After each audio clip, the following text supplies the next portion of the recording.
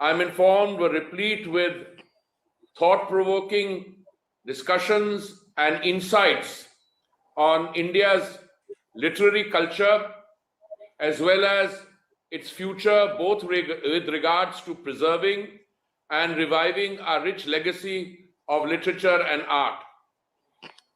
I congratulate Rashmi Ranjan Parida and his team for organizing an event that celebrates and promotes India's deep connection with its literary roots. This admiration and praise are well deserved. It is particularly significant that the event could be organized physically this year. Last year's edition had to, perforce, be made virtual on account of the dreaded pandemic. I was impressed with the manner in which the festival was adapted last year by conducting more than 300 virtual Bhav Samvad sessions with eminent national and international authors, scholars, artists, and historians. The pandemic, in many respects, challenged us and reminded us of the importance of reconnecting with ourselves, more so in the desensitizing era of digital technology and social media. Enforced social distancing made us look inwards and serendipitously brought about many of literary pursuits, especially in the Indian vernacular. Suddenly, it seemed that the entire nation was reading more, writing more, learning more, and most importantly, reconnecting with our roots. This re-evaluation of our identity and a wider rekindling of intellectual pursuits provided welcome change. More than ever, Indians are increasingly looking at their incredibly rich civilizational legacy for discourse and inspiration. I'm not suggesting that this has not happened in the past. I'm merely saying that the discovery of the new pandemic influenced norm perhaps left us with a yearning to do something even more vigorously than we had been in the past, and I believe that finds literary expression. And I think, and I want to compliment you, it is events and platforms like yourselves to which we owe a gratitude, a debt of gratitude, and our continuing admiration for others to follow this so that the very old civilizational ethos that we have always prided and cherished, that finds a new contemporary resonance. And as I said, even more delightful when it does so in the vernacular. Without doubt, the Indian literary tradition is among the oldest in the world. Across hundreds of languages, including foreign languages such as Persian, French, Portuguese, and English, Indian literature is recognized and accorded pride of place and appreciated globally for its profound contribution in so many areas, including in lessons, including in teachings on devotion, on morality, spirituality, vivid visuals of traditions and pathos, and unmatched cadence and aesthetic. As much as the written word, our oral traditions of storytelling in regional languages have also received worldwide reception. From the ancient Rig Veda, which is recognized as one of the oldest texts in the world, to the export of Indian writings on the Silk Route, and from the evocative poems of Rabindranath Tagore to the post-colonial reclaiming of a distinct Indian prose, India's literary history represents a heady confidence of eras, peoples, languages, and customs spanning over centuries.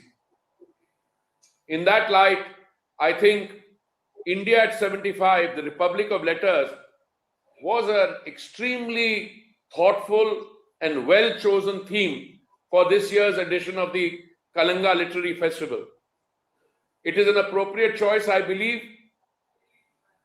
also at an appropriate time in India's post-independence history, as India firmly moves past the structures of the colonial era and the perhaps disproportionate influence of Western ideals and assumes a confident civilizational character on the world stage. It is more important now than ever before, as we celebrate 75 years of independence, that we decolonize our minds and embrace literary achievements wholly. It is imperative that we recover and discover our literary identity, especially that part of ourselves which was suppressed, or rather, an attempt was made to suppress it. And I believe we can never be suppressed, but an attempt was made to fit it in with narrower Western interpretations. I am reminded of the origin of the term the Republic of Letters. It was during the period of the Enlightenment of the late 17th century when the leading men of the time established a republic of learning that transcended the narrow boundaries of state and language. They called themselves the Republic of Letters and the Men of Letters. The exchange of philosophies and ideas, expansion of correspondence and papers, and establishment of pedagogy and knowledge led to an age of reason and a European dominance that lasted almost 500 years till the early 21st century. It is now time to nurture and encourage those who have the capacity to nurture a similar enlightenment for the Indian civilizational ideal, especially now because we have seen that Western institutions perhaps have not adjusted. I don't use words like they have failed to. Those are subjective assessments. But I think as we deal with the problems of the 21st century, an appropriate time for Indian civilizational ethos to resonate is not only visible, but perhaps needs that gentle push from all of us. It is vitally important that we do so. Art and literature are a reflection and recording of culture. Written word is the collective memory of the world and is what allows us to share with posterity our collective conscience. The death of a language is the death of a culture, and it is only through literature and art that we transmit culture in all its manifestations, in all its traditions, archetypes, and customs. India has so much to offer to contemporary society that finds itself ever more at a loss sometimes for discovering its own identity.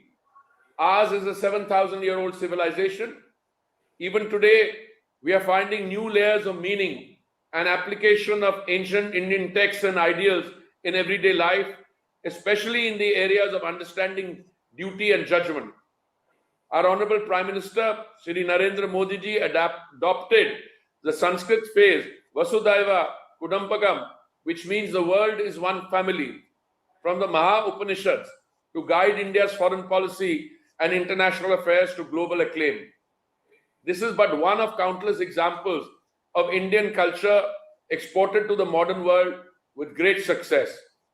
We only have to look into our Vedas, Yoga, Ayurveda, political texts such as the Arthashastra, and religious texts such as the Guru Granth Sahib to find further inspiration and guidance. India's sheer vastness and diversity of history implies that many complex narratives are yet unexplored or underexplored, particularly those in the regional languages of our country.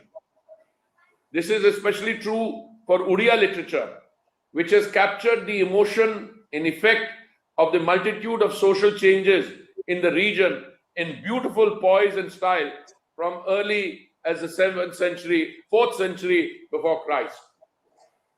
Our language and literature run through the fabric of Odisha and help define the Odia identity.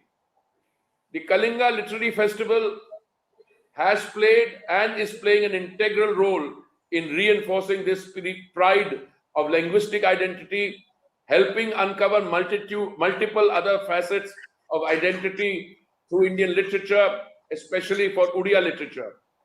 This is an admirable objective and deserves our utmost attention and patronage. The Kalinga Literary Festival has allowed us to connect with the lesser explored literary history of our indigenous and vernacular streams of intellectual discourse. The government under Prime Minister Modi's wise leadership is committed to sustaining and promoting local art and literature in the country. It is leading a revival in civilizational studies and is encouraging Indian historical scholarship that aims to add more dimensions to our existing understanding.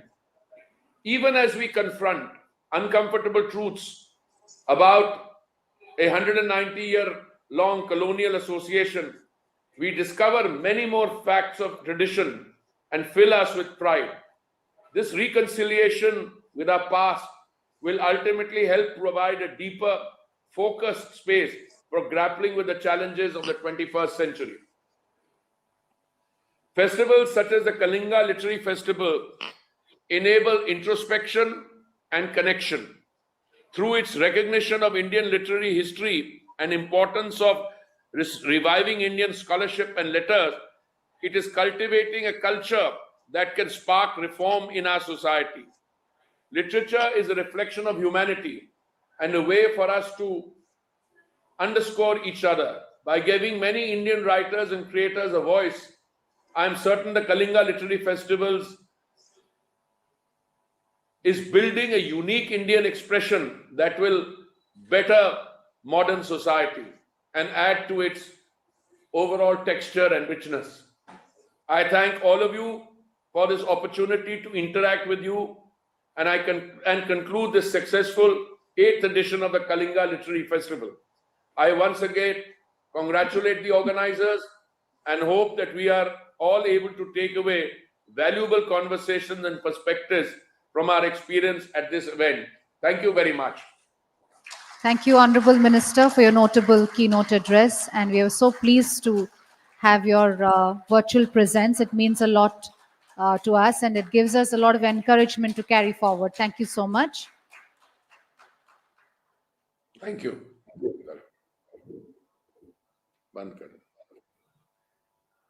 Well, ladies and gentlemen, that was Honorable Minister addressing us for the valedictory session.